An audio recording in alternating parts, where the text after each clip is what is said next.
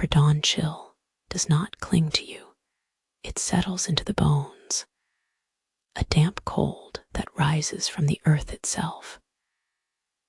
You move with the slow, quiet efficiency of someone whose body knows the rhythm of the rising sun better than the alarm clock.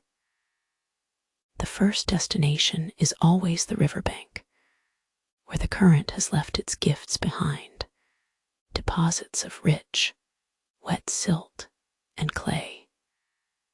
You approach the bend in the river, moving along the path cleared by decades of potters and gatherers. Before you, the mud flats are exposed, a dark, wet tapestry patterned with reeds and fallen grasses. The air here smells intensely of decay and deep minerals, a wet musk mixed with the faint, sharp sweetness of water trapped under drying silt.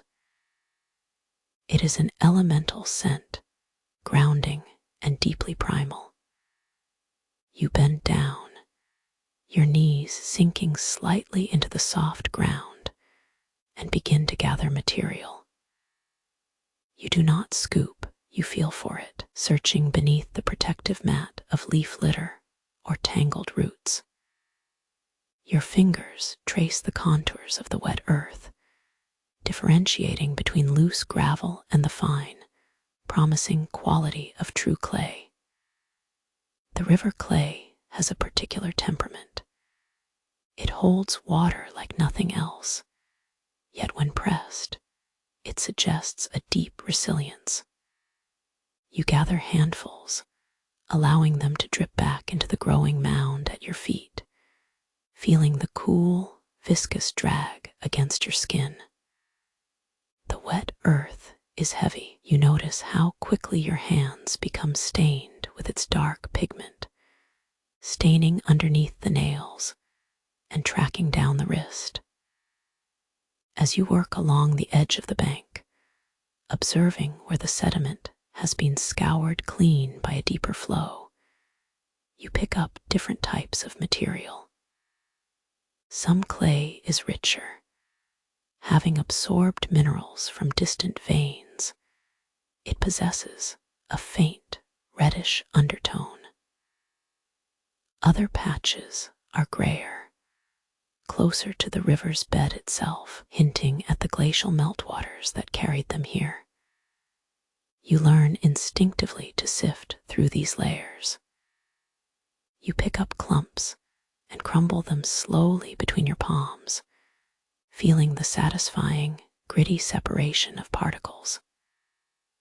When you reach the perfect consistency, a thick, plastic mud that yields softly but retains its shape under pressure, you know you have found what is needed for the day's work.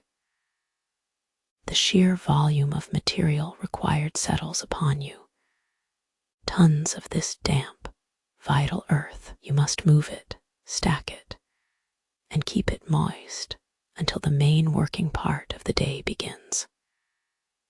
This initial task, so physically demanding, feels more like a ritual than labor. It is the gathering of potential. You walk back towards the fringes of your workshop area. The sun has not yet risen enough to burn off the lingering chill. A thin haze still clings low over the rooftops of the nearby streets, giving everything a washed-out, pearlescent look. You begin to form large, manageable mounds on woven mats, carefully distributing the various grades and colors of clay you have found. While arranging these heaps, your attention drifts beyond the immediate task. You notice the architecture of the small workshops clustered in this part of the city, low brick buildings with terracotta tiles along the roofs. Smoke, or perhaps just mist, rises from a couple of adjacent chimneys, joining the early morning quietude. The sounds are muffled, the occasional distant clatter of a cart wheel on paving stones, the soft murmur of voices beginning to stir further into the quarter. Your hands rest upon a particularly large pile, rich brown in color, and you simply run your fingertips through it. It feels cool, yet alive with trapped moisture. You consider this material, this raw gift from the river bottom. How many meals will these handfuls of mud facilitate? How many amphorae will protect olives or wine for long journeys down the Appian Way? The realization is quiet, a gentle weight settling in your chest. Every finished pot carries the memory of this damp, earth-sourced beginning. You must now prepare the clay for storage and immediate use. You begin to cut away excess clumps and shape the largest piles into rough, compact blocks, stacking them high upon oiled wooden planks so they retain their form and moisture. This careful process requires steady hands and a continuous awareness of the material's natural boundaries. The smells intensify here in the workshop area. Damp earth mixes with the sharp, organic scent of reeds growing wild near the river's edge, overlaid by the faint metallic tang of wet dust mixed with the underlying wood smoke that seems to permeate everything in this industrious quarter. It is the smell of Roman commerce and permanence. You take a deep breath, allowing the mingled scents to fill your lungs, the rich decay, the wet mineral salt, the dry scent of sun-baked brick from nearby dwellings. This cycle begins anew every morning, an endless return to the earth, extracting its deepest secrets into formable mud. It is the simplest truth underlying your skilled life, that the magnificent things of Rome must always begin as nothing more than river silt and grit. You stand in the cool hush of your workshop, the morning light filtering through the oiled linen hanging in the upper window.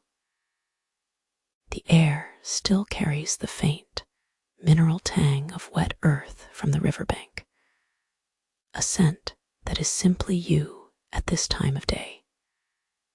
Yesterday's work has left its subtle residue everywhere, a fine, reddish-gray dust coating the wooden benches and settling into the folds of your tunic. You breathe in deeply, letting the familiar cocktail of damp wood, dried straw, and mineral powder settle deep within your lungs. Before the true heat of the day begins to press down, there is always this preparatory ritual, a slow winding up of the day's rhythm. The first thing you attend to is the work area itself.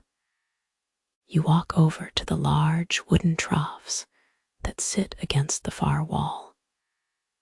These deep basins are used for mixing and letting the clay set. Their surfaces feel slightly sticky and cool beneath your fingertips, still bearing traces of last night's slurry. You reach into a bucket of clean river water, drawing the cool liquid up with practiced ease. The water feels surprisingly cold, almost startling against the warmth that has begun to build in your core. You begin by cleaning the troughs. This is not a fast chore. It is an act of making space for what will come next.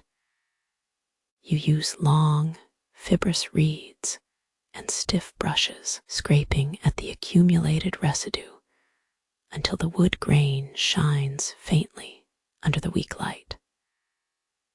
The runoff water collects on the dirt floor in shallow patches, carrying away the waste bits, small clumps of dried straw mixed with clay, pebbles that were not suitable for shaping, discarded flecks of mineral pigment. As you work, your mind settles into a quiet focus. You notice the wood itself. Some pieces are dark, smelling of old oak, polished by countless hands and years of use. Others are lighter, freshly split timber. This difference in material lends its own subtle history to the workshop, each piece bearing witness to the cyclical labor that defines your life. It is a meditation on permanence and decay, held together only by the strength of basic tools. The next items require sharper attention: the cutting wires.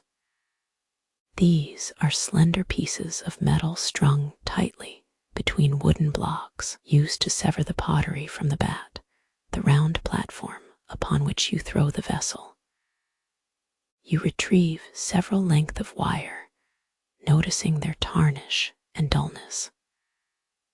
A clean cut requires a fresh edge, so you take them one by one and sharpen them carefully against a whetstone placed on a low wooden stool. The rhythmic rasping sound is soft, almost musical, a whisper of grit against steel that breaks the silence.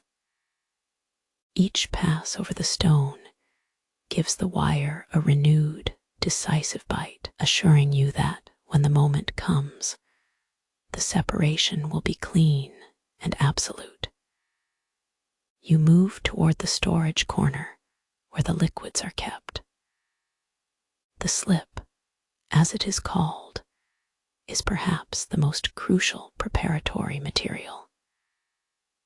It is nothing more than highly watered-down clay, a slurry of your own source earth mixed with enough water to achieve a consistency that flows easily, but adheres slightly to its surface. You observe how the liquid itself changes color depending on the type of clay used. Sometimes it is milky pale. Other times it holds the deep reddish tint of iron oxides.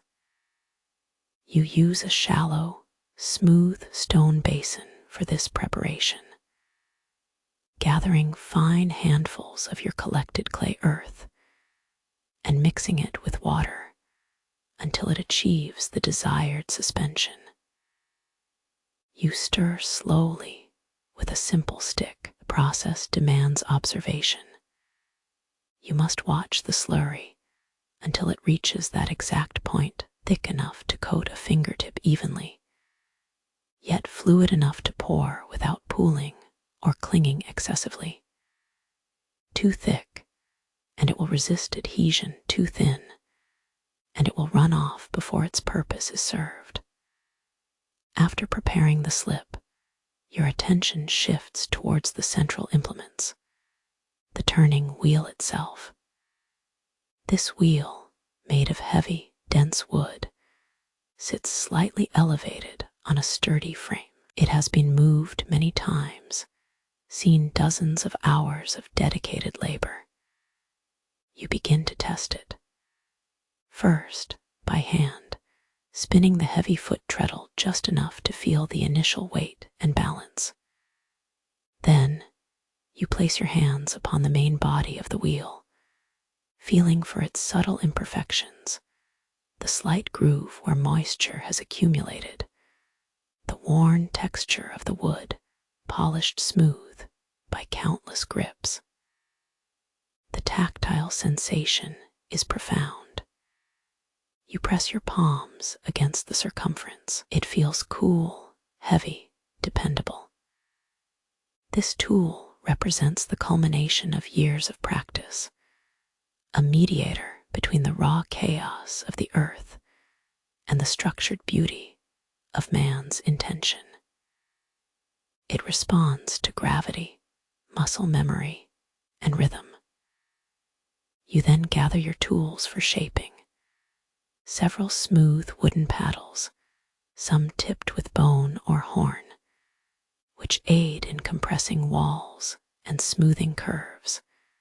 Simple scrapers made of thin pieces of polished wood and bundles of tow, the coarse plant fiber used sometimes as a base material or for gentle abrasive work. You lay them out on a cleared portion of the bench, arranging them with the quiet geometry of ceremony. Every object here has a specific purpose that will be engaged in a very slow dance of creation. The water must be clean, the wood must be steady, the slip must have the perfect viscosity. It is a chain of preparations, each link dependent on the careful tending of the preceding one. You notice how even these simple objects, water drawn from the river, wood harvested nearby, mineral earth dug from the bank, are subject to rigorous human management before they can begin their transformation into useful goods. There is a deep satisfaction in this preparation stage, a meditative calm that precedes the actual exertion. It reminds you that creation is rarely instantaneous. It is always preceded by gathering, cleaning, mixing, and allowing time. You sweep up the last traces of dry clay dust from your bench with a small broom made of reeds, brushing away the detritus of the previous day's efforts. The light has brightened slightly now, pushing back the deep shadows that held the workshop in their grasp earlier. You take a moment to simply breathe within the enclosed space, smelling the blend of damp river water, aged wood, and the metallic hint of wet earth. You are surrounded by potential, a pile of raw clay waiting to receive life, tools poised for shaping, and the silent promise of perfect forms yet to emerge from the slurry. The workshop is ready for the disciplined pace of making. The sun has climbed higher now, lifting the morning shadows into sharper, more manageable shapes. You feel the coolness of the early air still clinging to your skin, a faint memory of the riverside chill from hours before. The main workshop space, with its low wooden beams and earthen floor, seems to absorb and hold this lingering coolness. But now, a different kind of energy is rising, the anticipation of fire. Your attention turns toward the corner where the communal kiln stands. It is not merely an object. It is the center of gravity for your labor, a massive structure of fired brick, built by hands even older than yours.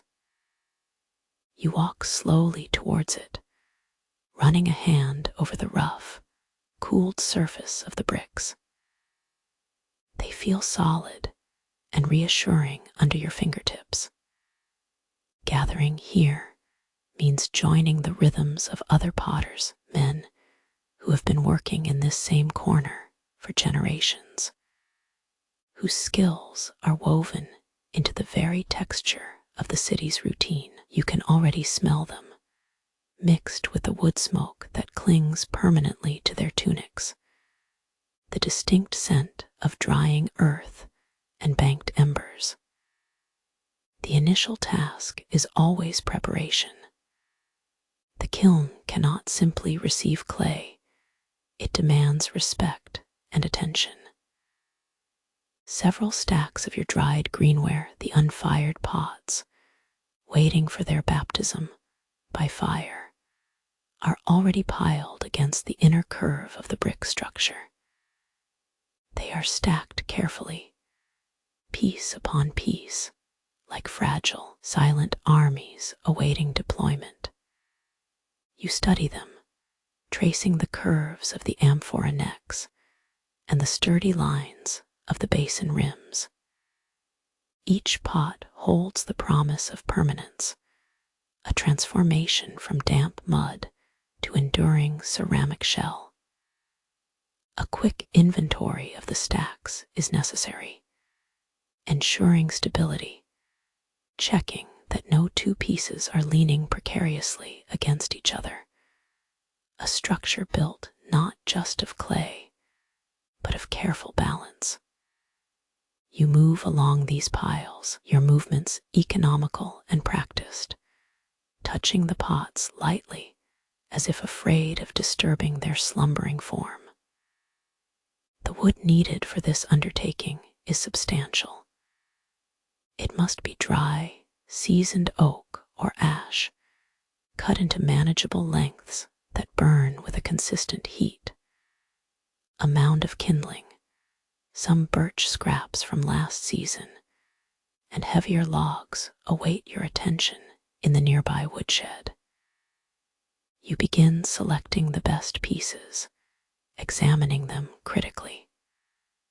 Are they splintered? Will they flare up too quickly, creating damaging spikes of intense temperature? Or are they too soft, risking immediate combustion when struck by flame? You lift a forearm-length branch, feeling its density and weight. Its dryness speaks to months of curing in the open air, ready now for the great work. This wood is more than fuel. It is the delivery system for heat, translating organic energy into mineral endurance. You begin organizing these pieces near the kiln entrance, forming neat, orderly stacks that speak of preparation rather than frantic urgency. The group begins to gather around the kiln structure itself. There are a few older potters already kneeling on the packed earth floor, their movements slow and deliberate. They assess the air, the quality of the light, the readiness of the wood pile. Their silence is not empty. It is full of shared history, mutual understanding, and professional caution. You feel this quiet hum of focused expertise surrounding you.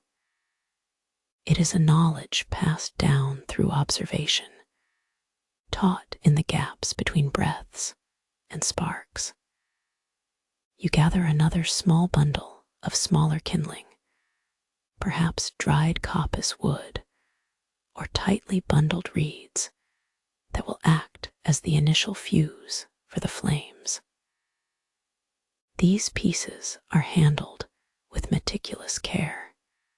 They must catch easily and maintain a steady glow long enough to ignite the larger logs without wasting precious oxygen. You arrange these tiny fuses around the base perimeter of the main fuel stack, creating a careful, radiating foundation. The arrangement is critical, much like building a stable raft. Nothing haphazard, everything supporting the next element. When it is time to light the fire, the action is slow and ritualistic.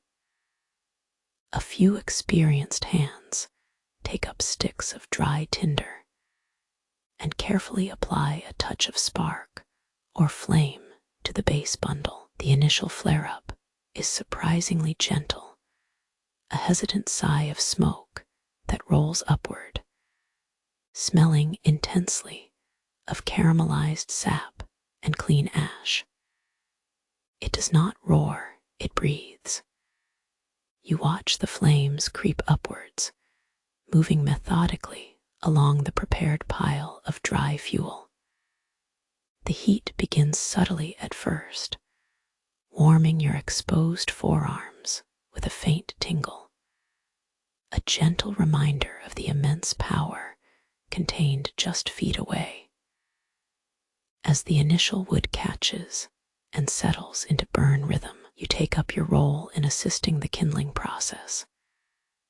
You are not merely throwing logs onto the fire, you are managing the rate of combustion. Sometimes a section might ignite too rapidly, sending a sudden, fierce burst of heat that forces everyone to lean back instinctively. At other times, a log may smolder weakly, needing a fresh feeder or a gentle push to maintain its vigor.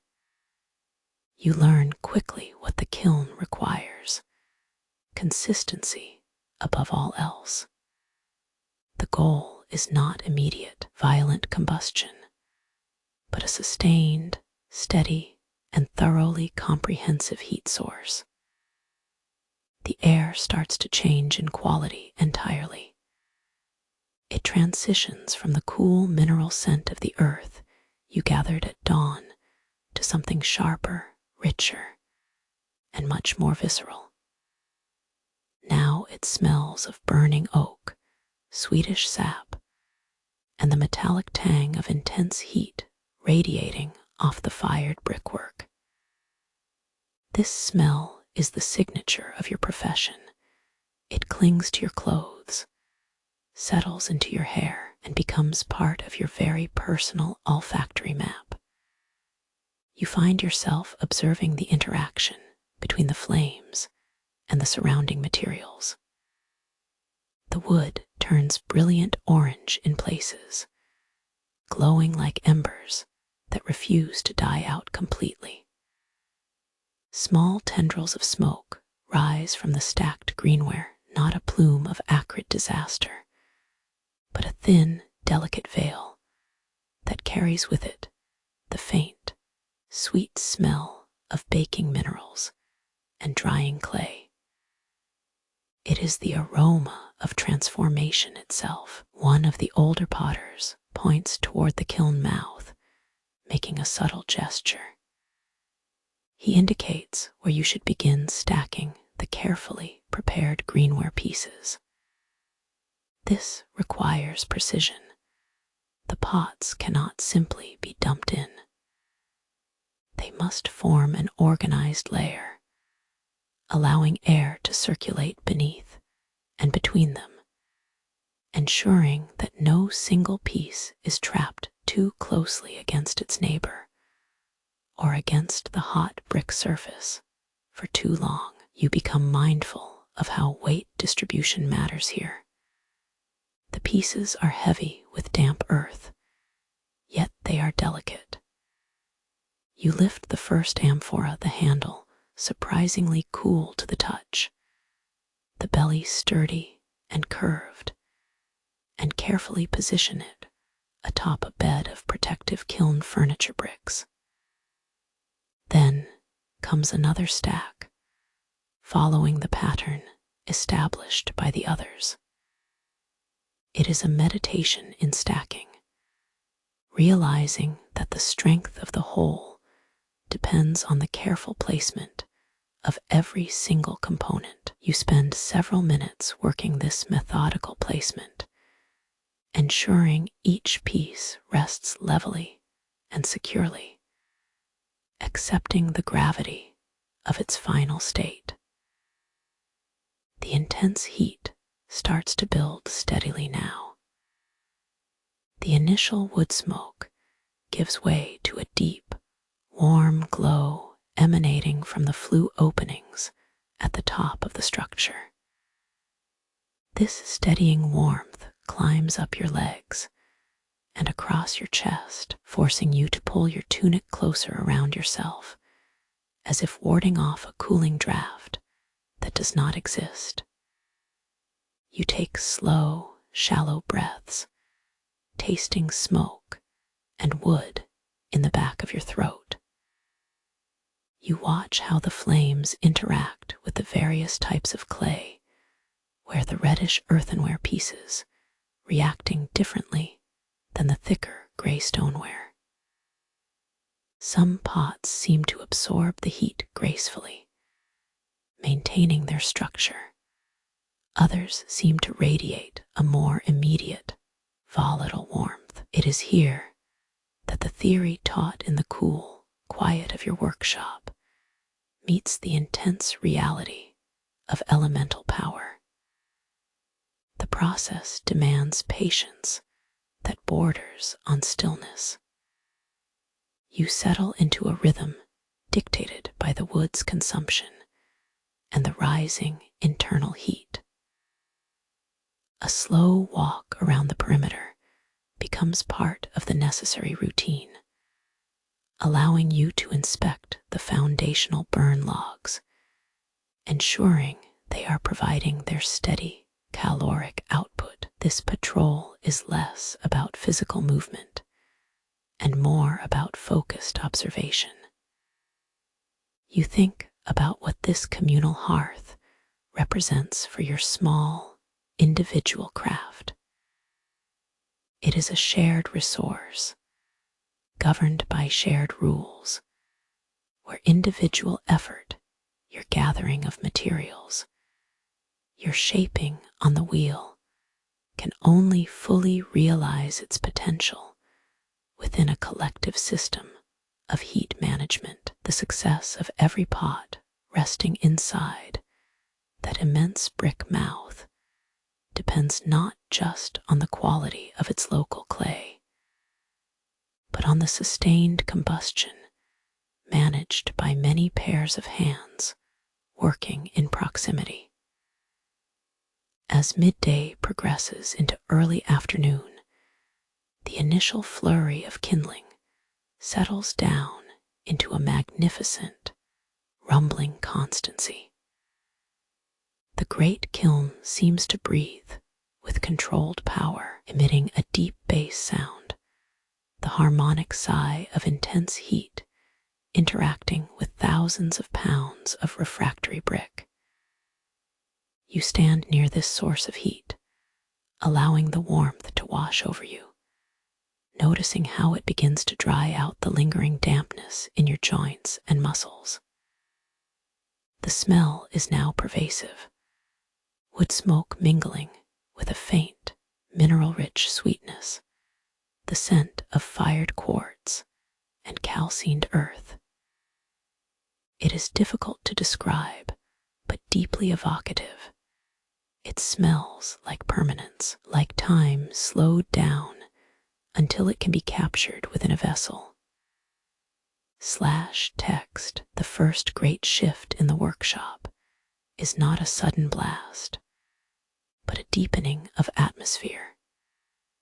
When you arrived at the kiln hours ago, the air was filled with the crisp scent of seasoned wood and the sharp tang of potential heat. Now, that initial promise has become a reality, humming through the packed bricks. You move close to the mouth of the massive structure, feeling the radiant heat washing over your exposed skin, sinking into the fine hairs on your forearms like a gentle warning. It is a profound warmth that seems to permeate the very bones of the building and settles deep within your chest. You watch the fire now, not as an event, but as a continuous state of being. The flames have consumed the initial bedding of kindling, settling into a steady, hungry glow beneath the stacked tiers of pottery you so carefully placed inside. Your attention focuses on the rhythm of the combustion, a deep, steady breath of oxygen fueling the intense burn of wood and carbonized materials. You note how the wood smoke has shifted from that sharp, pungent smell of fresh burning to something richer, more primal, a scent that speaks of mineral deposits and slow, profound chemical change. The heat is not uniform. It gathers in pockets and moves with an almost sentient quality. Sometimes a rush of dry warmth escapes through a narrow gap between the bricks, raising a slight curtain of dust-laden steam that momentarily blurs your vision. You adjust your stance slightly, letting the flow guide you. It forces you to become completely present, rooted in the spot, attuned only to the temperature gradient around you. You are monitoring something invisible: gas release and chemical reaction.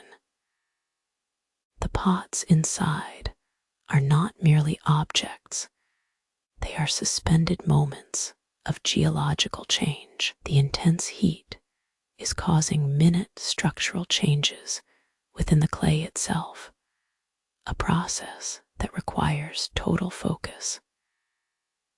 You recall the difference between raw earth gathered from the riverbank, still damp and yielding to your thumb, and the dense, brittle quality you hope these finished vessels will possess. That transformation is everything. It is the magic of controlled intensity. The silence around the kiln is deceptively loud. It is filled with the quiet pops and sighs emanating from within the massive structure, the sounds of materials expanding, reacting, and stabilizing under immense pressure. Sometimes a tiny crackle travels through the air, sounding like whispered secrets trapped in hardened glaze. You lift your hand and hover it near the brickwork, feeling for drafts or sudden drops in temperature. These readings are part of the craft's own language. You learn to read the heat as if it were a gentle stream of words. Moving away from the immediate mouth of the kiln, you walk slowly through the narrow space between stacks of cooling materials and the dry storage area. Your movements become economical, deliberate. You pause by a trough used for mixing slip slurry yesterday, noting how residual moisture has etched faint patterns into the wood, darkening its grain. This simple act of pausing to observe helps anchor your thoughts. It reminds you that even profound transformations happen within boundaries of routine. You consider the materials stacked nearby, the perfectly formed pieces of earthenware waiting their transformation. They are still fragile, beautiful in their uniform cream color, a soft contrast against the dark, sooty backdrop of the firing chamber. Each curve, every handle, holds an unspent potentiality. You run a fingertip lightly over the surface of one pot, feeling the smooth slip finish. It feels weightless compared to the dense, palpable heat radiating from 30 feet away. This subtle comparison helps you calibrate your sense of scale and time. The process demands anticipation, a quality that is often harder than the physical labor itself. You think about the days before this, the grit under your nails when sifting clay, the slow resistance of the wheel beneath your palms while forming a perfect basin. Those were moments of skilled effort. This moment requires watchful stillness. Suddenly, a smaller patch of material draws your attention near a shelf where discarded pieces await salvage. Here, some glaze samples have run down in thin, hardened rivulets, shades of deep hematite red mixing with pale yellow ochre. You study the color transition at their meeting point. This is not just waste. It is a visual lesson in mineral chemistry and high heat interaction. It teaches you that colors are rarely simple additions, but rather complex outcomes emergent from precise conditions. You take up a shard of this cooled glaze sample, turning it slowly until the last angle catches the diffuse light filtering through the workshop entrance. The surface is surprisingly hard, almost glass-like, yet fragile enough to shatter with barely a touch. You wonder at the precise temperature boundary that allowed that specific shade of green to stabilize, a mix of copper oxide and silica reacting perfectly within the kiln's fierce breath. The heat begins its subtle modulation. What started as an aggressive, roaring energy starts taking on a deeper, more meditative quality. The bright yellow glow deepens toward an amber intensity, suggesting that the peak violence has passed, giving way to the phase of structural curing and consolidation. This transition is crucial. It signifies the shift from merely burning to truly firing. Your breathing slows down to match the rhythm of the shifting heat. You develop a deep awareness of your own physical body within this environment. You feel the slight dampness on your upper back, where the cooler morning air still touches your clothing, juxtaposed against the penetrating furnace breath rising from the chamber. This contrast is grounding. You reflect gently on the sheer logistics of it all. How does one sustain such a system? Not just the muscle and endurance of skilled hands, but the continuous supply chain. The wood carried from the nearby forest, the specialized mineral pigments mixed by vendors from across the province, the careful stacking that ensures optimal airflow. The workshop is more than a collection of tools and materials. It is an intricate node within a vast network. Your mastery does not exist in isolation. It connects you tangentially to the logging operations, the river barges, the distant quarrymen who mined your glaze oxides, and ultimately to the kitchen tables across the province that will someday use these transformed vessels. The quiet focus remains necessary. You keep an eye on a section of the brickwork near the base, watching for any unusual steam jets or sudden drips of material that might indicate uneven cooling or internal stress in one of the pieces still undergoing change inside. Your observation is patient, accepting the slow, methodical pace required by nature's own clockwork. Minutes stretch into a deep immersion time. You are no longer just monitoring, you are communing with the elemental process. The heat seems to guide your thought patterns, drawing them toward permanence and endurance. You think about how fragile existence is, how these delicate pots could be ruined by a sudden draft or an unforeseen flaw in temperature control. And yet, how this rigorous process creates something intended to last for generations. The day unfolds through the changing quality of light, reflecting off the cooling glaze samples, marking time not by the movement of the sun outside, but by the internal thermal rhythm of the kiln. The deep amber hue settles into a steady, pervasive glow, a visible manifestation of achieved stability. This slow descent in palpable heat signals that the most dangerous work is done, and the great transformation has successfully culminated within the fiery shell, waiting only for the inevitable stillness of cooling. The fierce heat of the kiln has done its relentless work, drawing out the last wisps of steam and mineral gases, until finally, gradually, it begins to retreat.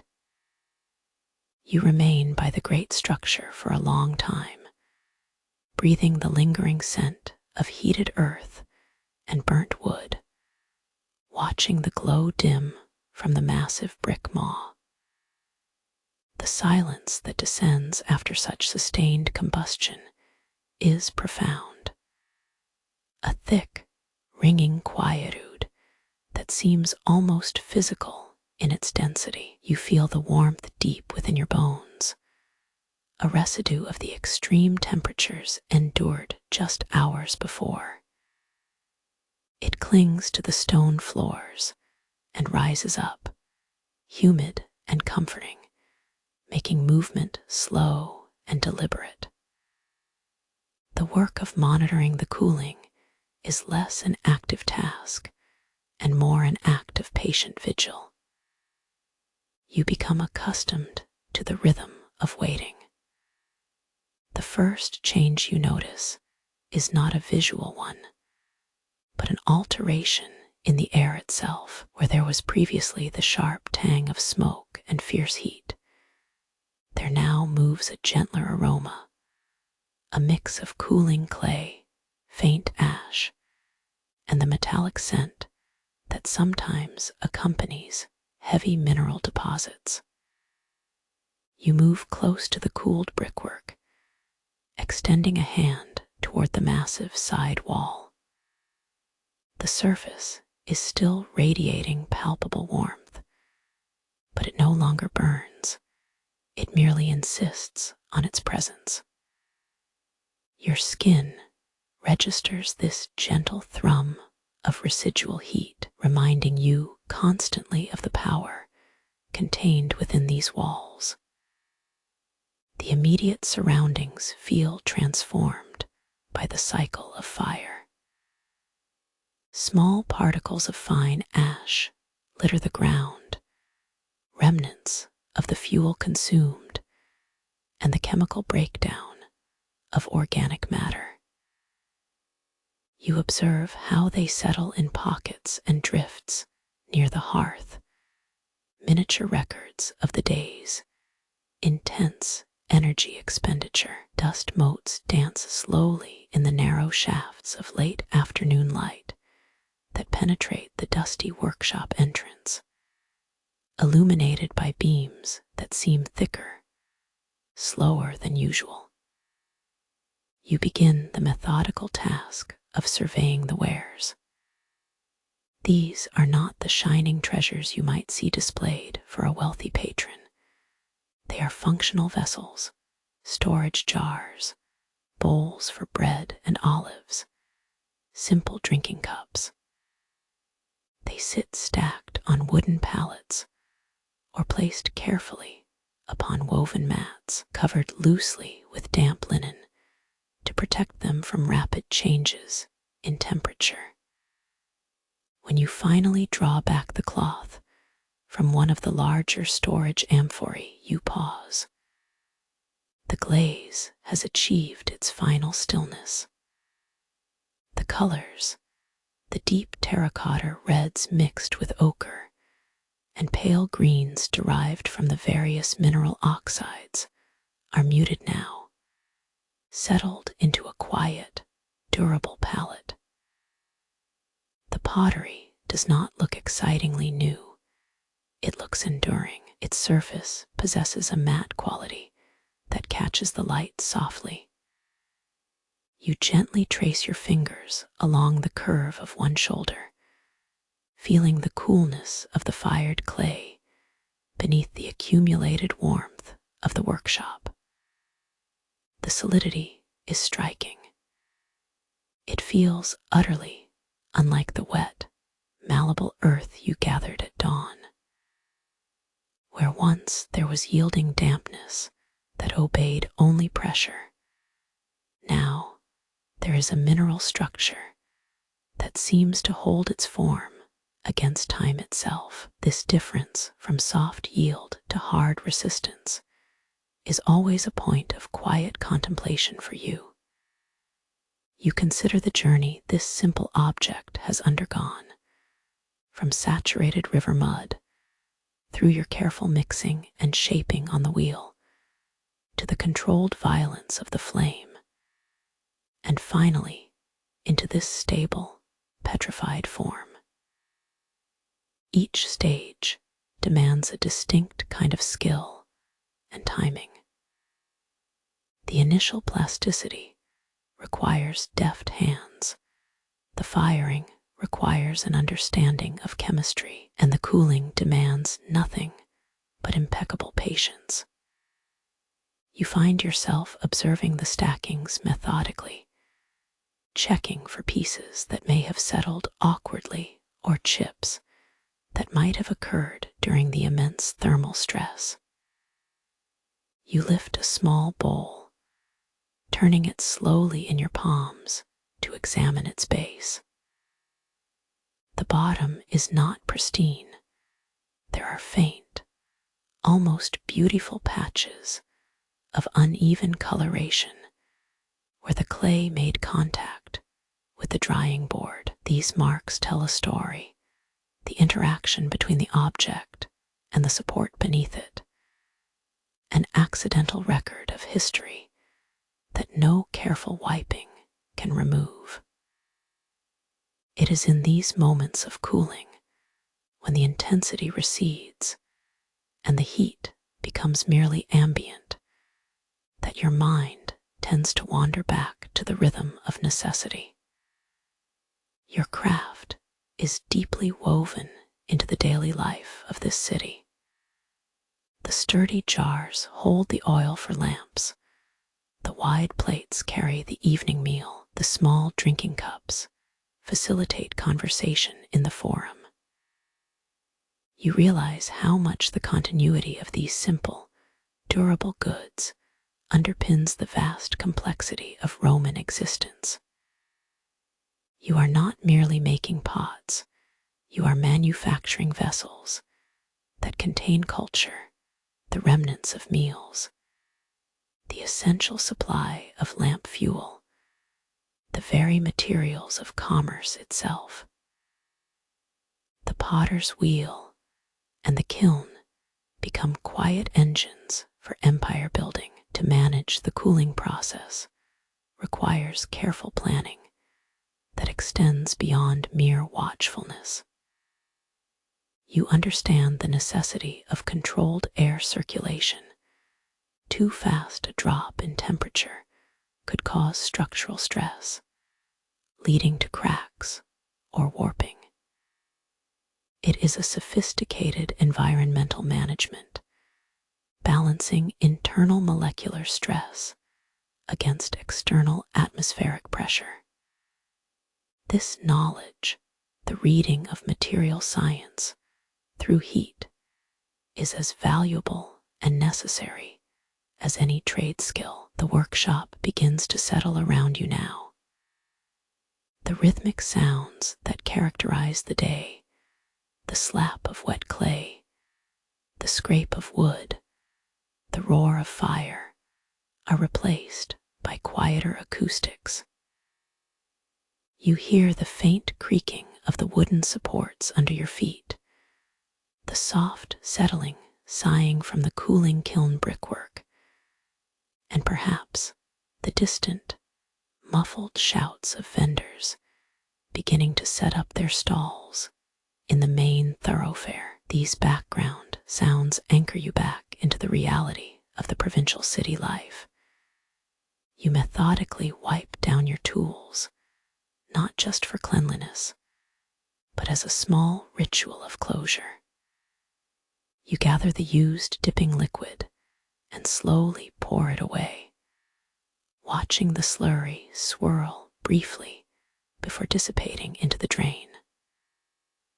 The wooden troughs feel cool now to the touch, dry and smooth beneath your fingertips, retaining only the ghost memory of wet clay. The exhaustion after this labor is not acute pain, but a profound sense of depletion, the kind that settles deep in the muscles and demands stillness. It is the satisfaction earned through mastery over elements so immense they are barely comprehensible.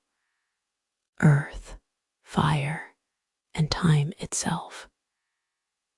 You sit down near your workbench, allowing yourself to absorb the quiet aftermath.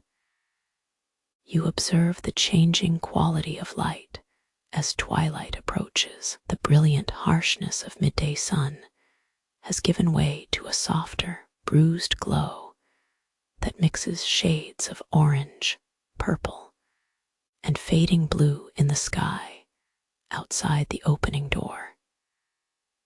This cooling atmosphere mirrors the slowing down of the work itself, the transition from creation's zenith to quiet readiness for rest. The cycle is complete. The earth was lifted, transformed, and returned not merely as solid clay, but as durable memory ready to serve again tomorrow, when the sun demands that new vessels must be filled with life. The first task after the kiln cools, when the weight of the day's labor settles around you, is to carry out what must be seen by others. You lift the finished wares, moving slowly through the workshop, feeling the cooled ceramic against your palms. They are no longer wet mud, nor are they brittle greenware. They possess a solidness that has been granted by the fire itself, a durable weight that speaks of permanence. Examining them in the subdued light, filtering through the oiled wooden shutters, you note the variations. Some cups show the faint reddish stain from the local river clay. Others carry the pale buff tone mixed with finer kaolinite from further away. You run your fingers over a surface, tracing the slight imperfections, the barely visible warp on a serving dish edge, or the minute grit pressed into the base of a water jug. These flaws are part of their story, markers of the hands that shaped them and the earth that supplied them. The pots are arranged carefully on woven mats, forming temporary stacks near the exit. You find yourself pausing by a stack of storage jars destined for olive oil or perhaps grain. You observe the way light catches the glossy sheen of the fired glaze, a careful mix of ash and minerals designed to protect the clay from moisture and wear. It is not a uniform shine. Sometimes it pools in shallow basins, catching the dim afternoon sun like trapped liquid amber. This process, taking raw material from a sluggish riverbed, transforming it into an object that holds value for storage or consumption, feels monumental. Soon, you gather your best and most representative pieces, the smooth bowls, the sturdy jugs, the elegant oil lamps. You carry this modest collection out of the workshop and toward the greater arteries of the city, the forum.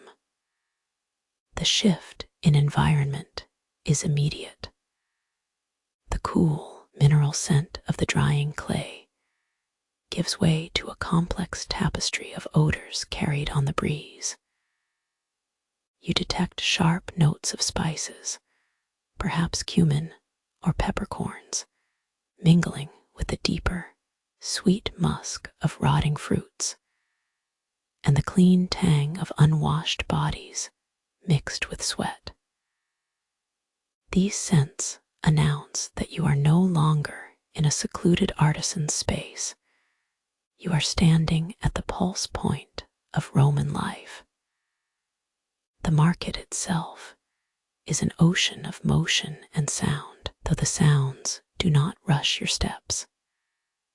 The clamor is deep, a constant background hum composed of voices bargaining prices, cart wheels creaking over cobblestones, and the rhythmic cries of various vendors calling out their wares. Fresh fish here, bright crimson textiles there, spices arriving from distant lands. You walk slowly, allowing your eyes to adjust to the overwhelming detail. You do not hurry. You observe the choreography of commerce around you. Near a stall heaped high with baskets of figs and dates, men are engaged in intense negotiations over the price per measure. The exchange is theatrical, rapid gestures, and deep pronouncements passing between them before a single bronze coin settles on the counter. It is this rhythm, the ebb and flow of human transaction, that defines your walk. You notice that everything here has a container, or it must be traded using one. The wine seller's wares are stacked in painted amphorae. The spice merchant uses small, precisely carved pottery vessels to display costly resins. Even the flower seller groups her blossoms into little woven baskets. It is everywhere you see the functional beauty of containment. Your simple ceramic pots are now joining this endless parade of storage and presentation. As you move deeper into the crowd, the energy seems to push around your slow passage, an invisible tide guiding you forward. You stop near a vendor who specializes in Mediterranean goods, likely spices, or perhaps imported glassware. He has set out several small dishes, each holding different materials, vibrant reds, pale yellow powders, and deep emerald greens. The merchant's stall itself is elevated, giving him a sense of importance over the flow of people below. You study his display, contrasting the costly rarity of these foreign goods with your own dependable local wares. They are different things. One speaks of distant routes and imperial luxury. The other speaks of necessary daily life. But both rely on the fundamental human need for storage and measure. The vendor, sensing your steady gaze, eventually turns his attention to you. He does not speak immediately, simply waiting, letting the implied quality of your craft sit in the shared space between you two. You step closer, adjusting the angle of one sturdy water jug so that the way light hits its glaze is most apparent. Its surface bears the subtle signs of durability, the perfect form achieved through patient fire and skilled hand. The conversation that follows is not a rapid-fire exchange of prices, but a quiet discussion about utility. He asks, what kind of use you anticipate for the vessel. You are encouraged to think beyond mere sale. You consider its role in the market, in someone's home hearth, or perhaps on an altar. This act of defining purpose gives your pottery gravity that simple material value cannot convey. When you finally set up your small arrangement upon a cleared spot, surrounded by similar pots, it feels like an extension of your own body. You are not just selling vessels, you are presenting the cycle itself. The raw earth brought from the riverbank at dawn, shaped near the workshop while the sun climbed high, and now presented for exchange in the bustling heat of midday. Hours pass in this rhythm of gentle interaction. People pause, examining the thickness of a bowl's rim or testing the lip of a pitcher. They ask about the sourcing, where the clay came from, how long it took to cure, and especially how hot the kiln had been. These questions are not merely inquiries.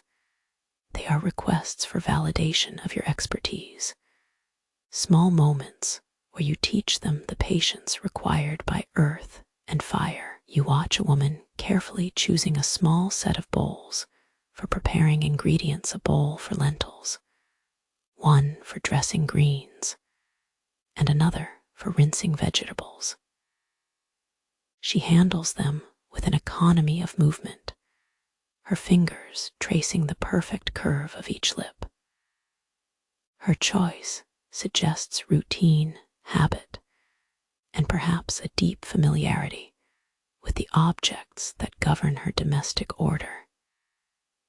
This is the deepest connection your craft touches, the structure of daily life itself. The weight of observation becomes tiring.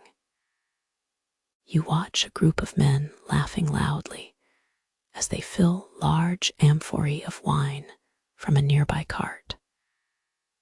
The casual waste of liquid, the joyful abundance, it all depends on the container to hold that fleeting moment of enjoyment. Your pottery facilitates both the serious measure and the celebratory spill. The market gradually begins its shift, the midday energy softening into an afternoon lull. The vibrant colors seem slightly more subdued under the lowering sun. You begin carefully gathering your pieces, stacking them back onto the woven mats with a practiced gentleness. You do not feel the sharp pang of disappointment that some sellers might experience. Instead, there is a quiet satisfaction in having participated in the day's cycle of exchange.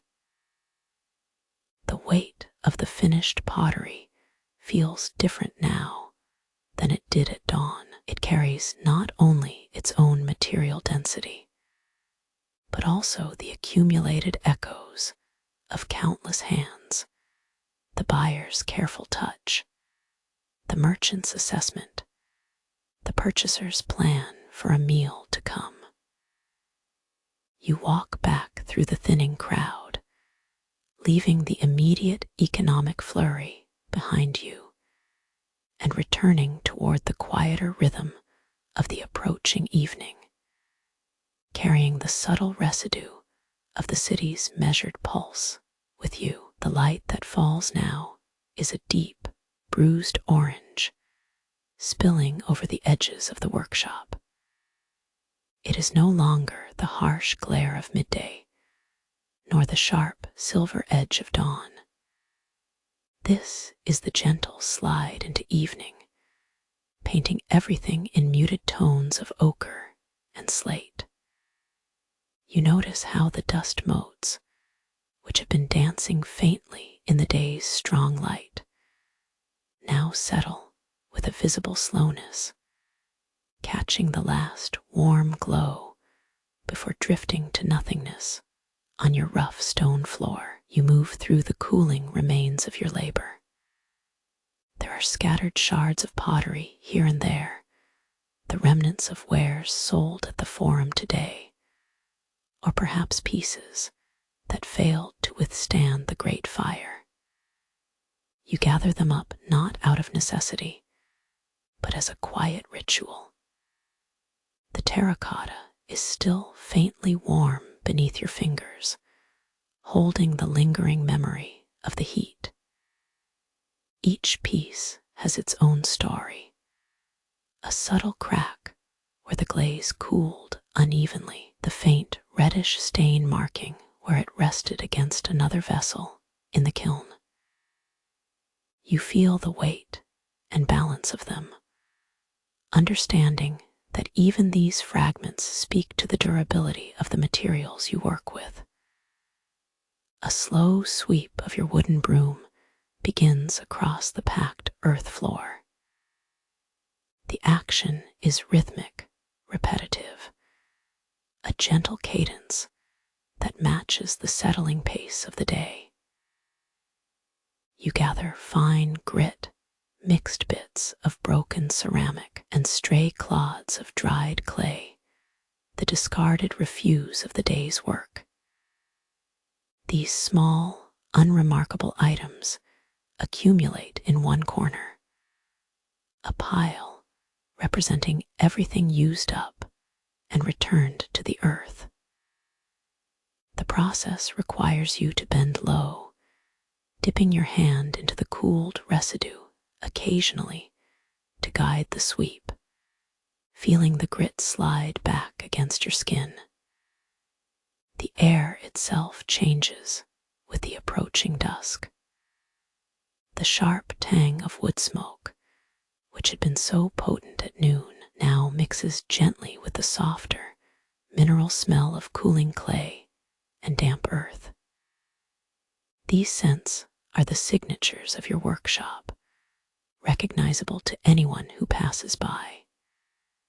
You pass the implements of your trade, the heavy wooden trough stained dark with years of slip, the curved, solid weight of the turning wheel, its surface polished smooth by countless hands, the racks where partially dried forms rest.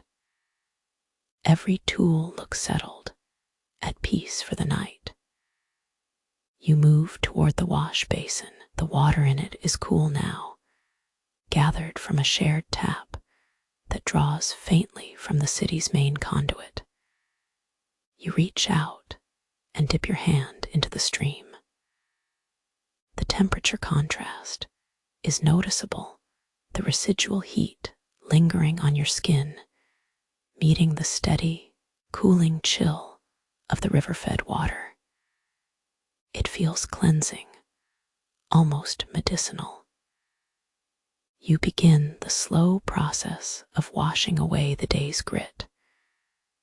Your fingers move methodically over the creases and lines, scrubbing away the ingrained residue of earth, fine silica powder, and wet clay that has hardened into the folds of your skin. You observe the sudsy runoff, a mixture of gray sediment and brownish stain flowing down the drain.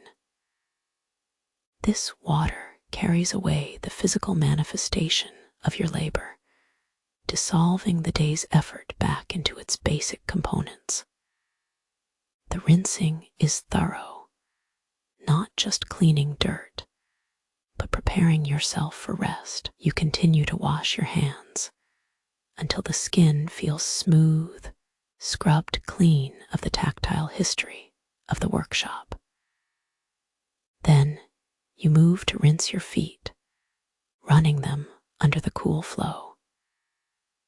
The grit that has collected in the worn creases between your toes washes away with a final gurgle. Each washing action is deeply meditative.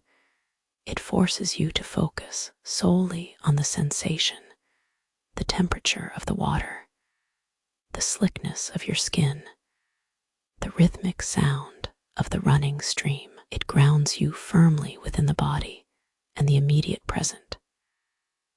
As the practical work slows to a standstill, your gaze drifts across the workshop again. You see the stacked forms that survived the firing. They are now cool enough to handle with simple care. They possess a quiet dignity under the failing light. Each perfect curve, each sturdy base, speaks of an ordered process, the ordering of earth, fire, and human attention into something useful and beautiful. This object's history is visible in its texture. It started as a mindless puddle in the riverbed, clinging to reeds and stones, oblivious to any concept of structure or commerce. Your hands guided it. The water helped suspend it. The turning wheel imparted form. The fire sealed its identity. You feel a deep kinship with this cycle, the passage from liquid state to semi-solid mass, the rapid change induced by extreme energy, and finally, the quiet stillness when the process is complete. The smell of your workspace becomes something more complex now, a mix of wet soap, cooled minerals, faint wood smoke, and the deep, sweet aroma of wet earth that never truly leaves. It is the scent of endurance, the odor of necessity fulfilled. You lean back against a low stack of cool, unglazed wares, taking a slow breath. This single breath contains the entire day, the labor, the waiting, the transformation. A profound quiet settles over the city outside. The noises of the market, the hawking cries, the muffled shouts of bargains struck, the clatter of copper coins are slowly being muted by the twilight. They become a distant, rhythmic hum beneath your awareness, reminding you that while your immediate world slows down to this deep, reflective calm, the life and commerce of Rome continue unabated beyond your workshop walls. You wrap yourself in the quiet satisfaction that comes from seeing a difficult process through to completion. It is not merely about producing pot. You are involved in the material infrastructure of the empire, the storage of oil, the preparation of grains, the gentle serving of watered wine. All these things rely on the enduring strength held within your hands and fired by your communal hearth. You watch the orange light fade further, giving way to the deep violet shadows that creep into every corner. The tools are set aside. The last vestiges of grit have been washed away. You sit quietly for a long time, simply allowing yourself to exist in the quiet aftermath. It is a time for memory, remembering the feeling of the wet clay pulling itself against your thumbs, the surprising heat radiating from the kiln bricks, the perfect resistance of the throwing wheel under concentrated effort. There is a simple truth you recall, the one that defines this life. Nothing truly permanent comes without immense work. Nothing gains its shape and durability without passing through tremendous stress, whether it is the gentle pressure of your palms, the sustained circular motion of the wheel, or the terrifying, necessary violence of fire itself. As the last remnants of light vanish, you feel a deep settling in your muscles, a bone-deep exhaustion that is strangely satisfying. you are simply restored, ready to repeat this humble cycle